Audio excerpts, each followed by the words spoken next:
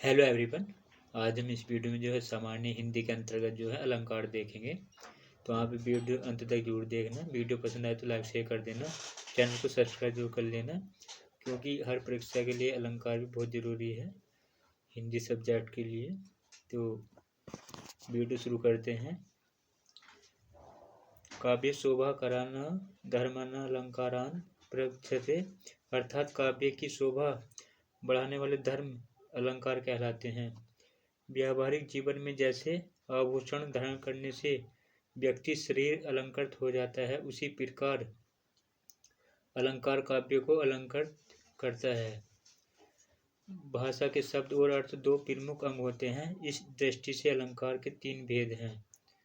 तो अलंकार के कितने भेद हैं? तीन भेद हैं। कौन कौन से हैं पढ़ेंगे। नंबर 1 पे जो आते हैं शब्द अलंकार आते हैं।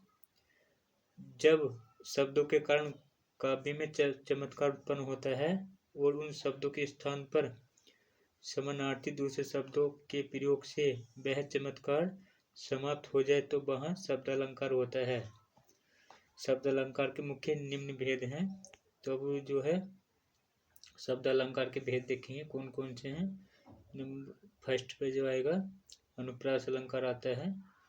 अनुप्रास से तात्पर्य वर्णों की आवर्ती से है, अर्थात एक या एक से अधिक वर्णों की आवर्ती चाहे स्वर असमान हो तो अनुप्रास अलंकार होता है। जैसे इस प्रकार हमने देखा अनुप्रास से तात्पर्य वर्णों की आवर्ती से है। इसका उदाहरण देखते हैं अनुप्रास अलंकार का। पहला उदाहरण जो है कहती नटती रिझत मिलत खिलती लजी जात।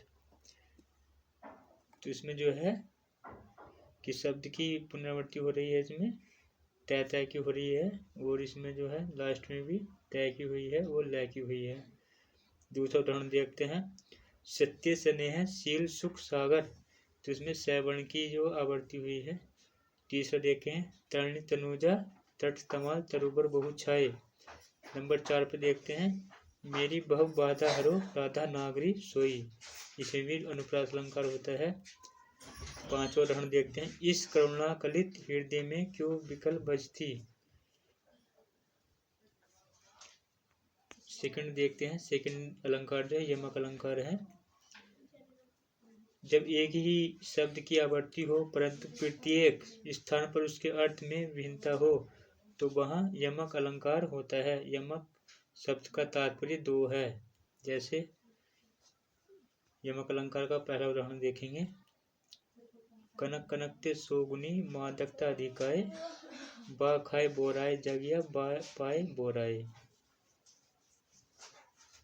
दूसरा उदाहरण देखते हैं दीर्घ सांस न लई दुख सुख साई मिति भूल दई दई क्यों करत है दई दई सु कबूल। तो इसमें जो है इसमें पहले उदाहरण में जो है कनक कनक दे रखा है, इसके दोनों के अर्थ अलग अलग हैं। वो इसी प्रकार दई दई दे रखा है दूसरे उदाहरण में, ये भी इसके भी अलग अलग अर्थ हैं। तो इस प्रकार ये यमक अलंकार हो जाएगा। तीसरा उदाहरण देखते हैं यमक अलंकार का सजना है मुझे सजना के लिए। चौथा उदाहरण देखते हैं मन का फेरत जुग भयो गया न मन का फेर। कर का मन का फेंक दे मूर्ख मन का फेर। जिसमें यमक अलंकार है।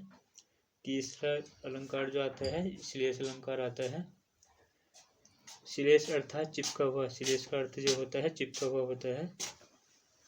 जब कोई शब्द एक बार ही प्रयुक्त हो परंतु अर्थ एक से अधिक हो तो वहाँ श्लेष अलंकार होता है। वे अर्थ शब्द के अनेकार्थी होने के कारण उसके साथ चिपके हुए होते हैं। जैसे पहला उदाहरण देखते हैं श्लेष अलंकार का चिरंजीवो जोड़ी जुड़े क्यों ना संदेह गंभीर को घटी ये वृषभानुजा बेहलदर के वीर। दूसरा उदाहरण देखते हैं रहीमन पानी राखे बिन पानी सब सून पानी गए न उबरे मोती मानुष चून। तो इसमें भी श्लेष अलंकार है। तीसरा उदाहरण देखते हैं चरण धरत शंका करत चितबत चारिहु और सुब्रन को ढूंढत फिरत कभी कामी अरु चोर।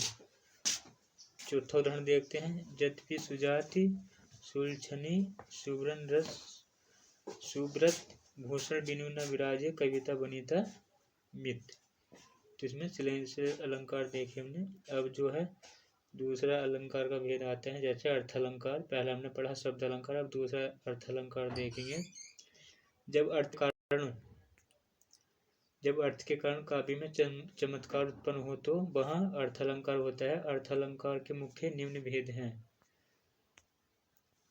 पहला जो हो जाएगा उपमा अलंकार हो जाएगा, जहाँ दो भिन्न वस्तुएं अथवा व्यक्तियों में रूप अथवा गुण अथवा धर्म अथवा प्रभाव की दृष्टि से सादृश्य अथवा साधर्म वर्णित किया जाए तो वहाँ उपमा अलंकार होता है। इसके 4 अंग होते हैं। उपमेय देखेंगे, जिसके हेतु उपमा दी जाए वहाँ यह प्रस्तुत होता है। उपमान देखते हैं, जिससे उपमा दी जाए यह अप्रस्तुत होता है। वाचक होता है तीसरा, जिस शब्द से समानता आरोपित हो, जैसे सो सम, जैसे सरिस इव जिमी सदृश्य आदि। चौथा हो जाएगा साधारण धर्म वह गुण या क्रिया जो उपमेय एवं उपमान दोनों में विद्वान। नंबर 4 पाता है साधारण धर्म वह गुण या क्रिया जो उपमेय एवं उपमान दोनों में विद्वान हो। जैसे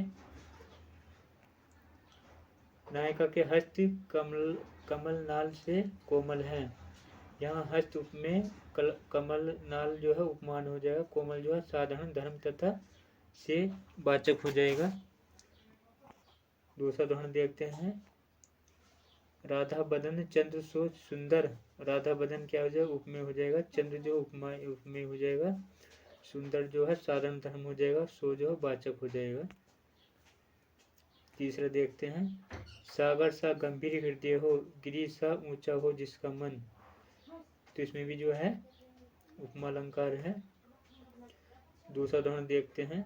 रूपक अलंकार, जहाँ उपमेय में उपमान का आरोप किया जाए वहाँ रूपक अलंकार होता है। इसमें वाचक और साधारण धर्म लुप्त होकर उपमेय और उपमान में अभेद का भाव प्रकट करते हैं। जैसे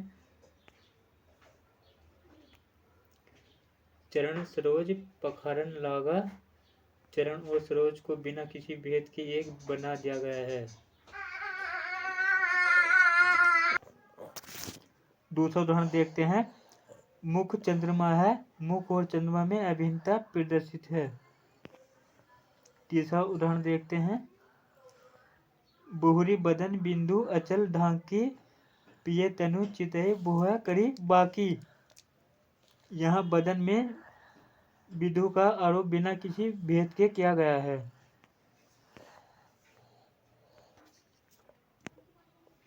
तीसरा अलंकार देखते हैं। उत्प्रेक्षा अलंकार, जहाँ उपमेय में उपमान की संभावना की जाए तो वहाँ उत्प्रेक्षा अलंकार होता है। इसके लक्षण है मनु, जनु, मानो, जानो, मनु, ईव, निश्चय आदि इसकी पहचान है। उदाहरण देखते हैं। पहला उदाहरण देखते हैं उत्प्रेक्षा अलंकार का। लता भवन ते प्रकट भे, तेहि अवसर दऊ भाई, निक्षे जनु जुग विमल विधु, जलद पटल बिल गाई। तीसरा उदाहरण देखते हैं। उत्प्रेक्षा अलंकार का दूसरा उदाहरण देखते हैं। तरिणी तनुजा तट तमाल, तरुबर बहु छाए, झुके कुल सो जल परसन, हित मनु सुहाए। तीसरा उदाहरण देखते हैं। चित्रकूट जनु अचल अहेरी। चौथा उदाहरण है। सखी सोहत गोपाल के, उर गुजन की माल, बार सोहत मनु पिए दावानल की ज्वाल। तो ये हमने तीनों